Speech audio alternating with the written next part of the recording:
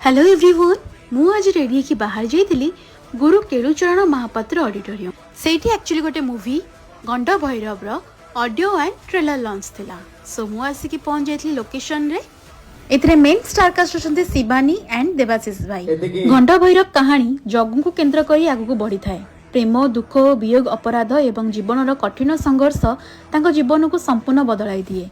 एही चलचित्र केवल प्रतिशोधर कहानी नुहे बरं दुख और संघर्ष किपरि जणे मनीष को बदलाई देई पारे सेही वार्ता को प्रकाश करा जायछि।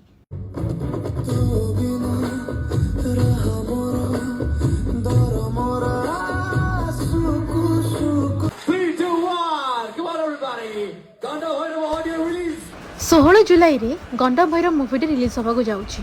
ट्रेलर देखिक तो यह लगुच कि फिल्म रे एक्शन सहित भावनार मध्य बड़ भूमिका रही। भैरव को केंद्र करी कहानी एक आध्यात्मिक मोड़ नहीं।